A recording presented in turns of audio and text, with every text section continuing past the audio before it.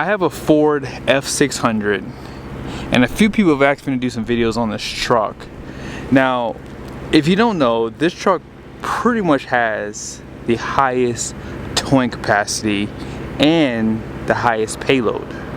But most people don't consider this truck for towing, and I'll explain that here in a second. I borrowed it from Kengar Ford here in West Valley, Utah. Be sure to reach out to the commercial department. It is available for sale. Let's go ahead and check out the window sticker so you guys can see pricing on this build. At the very top is a description, and this is four-wheel drive, XL, 193-inch wheelbase, and then the colors are right there. Short listing of the standard equipment, and then down below here are all the options. So you have that 6.7 power stroke. This one does have the rapid heat, and actually it did work today. I couldn't get it to work in a previous day, but it pretty much heated up the cab really fast. Platform running boards there, engine block heater, a few other things down below. Be sure to pause it. Destination comes in at $19.95. You guys see the base price at $61,255, and then the total price is $75,185. If you are considering the F600, here's just a few things you need to know. Yes, you can get this in two-wheel drive. Four-wheel drive is an option. You can also get it with the gas engine. The diesel is an option, as you just saw. Now, if you're looking at the wheelbases, this has quite a few. So you have a 145-inch wheelbase. You also have a 169-inch wheelbase. As you saw, this one had the 193. And lastly, there's a 205-inch wheelbase available, which is the max that you can get on this truck, which is like 17 feet. If you want to get it in a higher trim level, this is the XL. You also have an XLT. Now, you cannot get it with an extended cab or crew cab. And I think that's probably why most people don't consider this truck for towing, because if you do hot shot, obviously you're going to probably want to have that, you know, cab configuration like a crew cab, so that way you have a place to sleep in the truck. Now, with that being said, on the front end, you guys can see this one doesn't have any fog lights, halogen headlights, so it does come pretty bare bones. They don't give you active grille shutters on any of their Super Duty trucks in this segment here, but you do have the recovery hooks down below. They do stamp in the hood right there, Super Duty. And off to the side, this is another benefit of the F600. They do give you some more overbuilt tires. Now, 19.5-inch wheel, you do have some other designs available too from Ford. These are the Hankook tires, which I feel as though people like these a little bit better than the ones that come on the F550 and 450. So 245/70, so these are a little bit taller too, you can tell by the way. And then here are the capacities. There's a 14 ply. And then all in, you guys see right there, 4,640 pounds of capacity for dual 4,300 pounds, 110 PSI. So really overbuilt tire, fabric material for that liner inside of there. And this one does have a solid axle. You can get it with an upgraded 7,500 pound axle too on the front end. And then here's some of the badging on the side with that 6.7 power stroke down below. Platform running boards. And then here's that framing out back. Pretty much the same as the F550 and 450. So you have the C channel, and then you have a fully box below the cab here. You can kind of see it right there. So they box it. And you can do an extension on this frame too as well.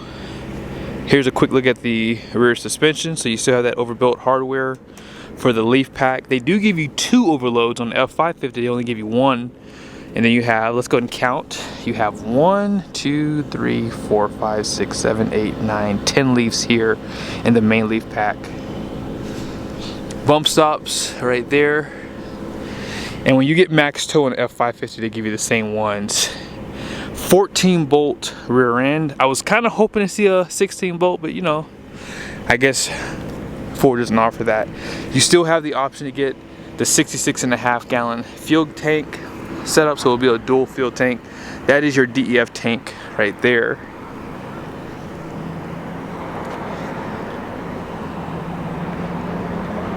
But yeah, overall, this is a nice truck. You see that drive shaft too, finished in steel. And then you do have the spare tire right there. Unfortunately, you still have the detuned power stroke, so you're going to have 950 pound-feet of torque, and it's going to have 330 horsepower. Now that horsepower does come on at 2200 RPMs, and the torque comes on even lower at 1800. The 7.3 gas is also going to be detuned at 335 horsepower, which comes on around 3,750 pounds, and 468 pound-feet of torque comes on around the same RPM. 10-speed, 10R 140s behind both engines. Let's go ahead and check out the interior. Inside the interior, they still give you power windows, which are automatic up and down, power mirrors with heat on that top mirror, power door locks, auto headlights, electronic parking brake. I still don't believe these should be on these types of trucks, but that's just my opinion. Vinyl flooring, still give you lumbar support with these manual seats. However, you only have a tilt steering column here, grab handle. And I gotta show this to you really quickly. So I've only seen this a few times, and it's something that I strongly recommend if you're gonna get either the 6-passenger or a truck like this. This feature, unless you don't, plan on really being inside your truck a lot, but this does slide. And if you have a laptop or something like that, you can actually put it up here, get some work done. You also have a little bit of storage out back here too, when this is pushed out. But if you eat inside your truck, this would be nice for that too. I think that this is a perfect option for these configuration trucks. And then if you want to slide it back, you have these cup holders right there. On the passenger side, open storage right here.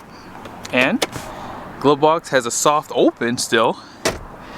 Behind the seat, they give you a bottleneck jack, which is upgraded for this heavier truck.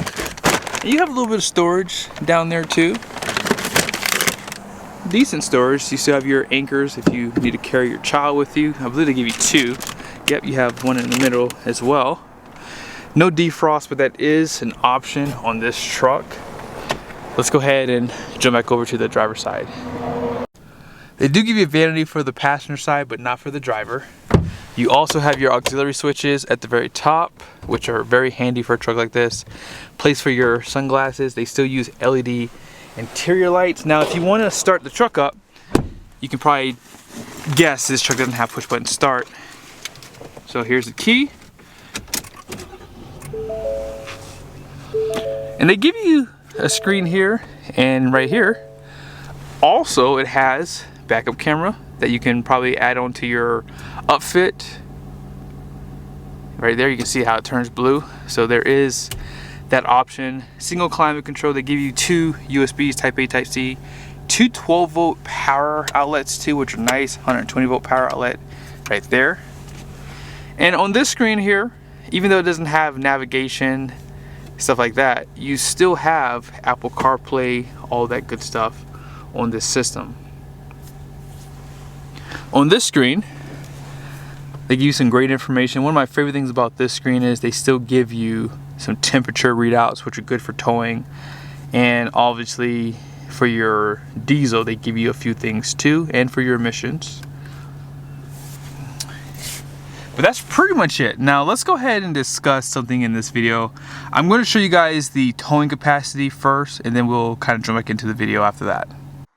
The F600 does tow more than the F550 when you consider the regular cab configuration. So for four-wheel drive conventional towing, you can tow up to 18,500 pounds with the diesel and with the gas engine, as you guys can see there. Now gooseneck towing is going to give you the highest towing capacity. You can see under 4x2 34/7. But if you are looking at a four-wheel drive truck, here are the numbers for these wheelbases here, and then for the 7.3 right there. Now, as I mentioned earlier in this video, most people will not consider this truck for hotshot because it doesn't have the crew cab configuration. You guys saw I did a video with a company called iRoam with Rich, and I wanted to ask him if he could design a hotshot pod, because something that he does that's really cool is he'll actually cut out the back of the truck here, take out the glass for his RVs that he builds. That way you can climb in the back and either use the bathroom, whatever. But if we were able to build a hotshot pod to go on the back of a truck like this, get the longest cab to axle, It's been done before, and I know that, but I wanted to see if we can do one at a decent price, because if you consider we can get an AC unit for it, microwave, bed, and any other amenities that might be cool to have in there, I think that would be the perfect setup for something like that. And he uses like a diesel boiler too, so you can even run some of the features, you know, off of that too. So stay tuned. I have to still talk to Rich about that. I got to talk to the dealership. If we can maybe have someone that's kind of interested in that, then maybe we can potentially build them for someone, and then we can get a good idea of pricing and stuff like that. But let's go ahead and end off the video. I want to show you the numbers on the door. So you won't see payload, but you'll see the front gross axle rating is 7,500 pounds. The rear is 15.5, and the truck has a 22,000 pound gross vehicle weight rating. The wheels are 19.5 by 6.75 inches wide. And as I said, this truck's available for sale too. So most people who buy F600s are probably going to be buying them for like a crane body or just for the payload. That's 99% of the reason why people buy this truck. But as I said, because it doesn't have that crew cab configuration, that's why most people just stick with the F550. And the towing capacity is very similar for both. So again, be sure to subscribe to the channel if you haven't done so yet. Make sure your notifications are on. See you guys soon.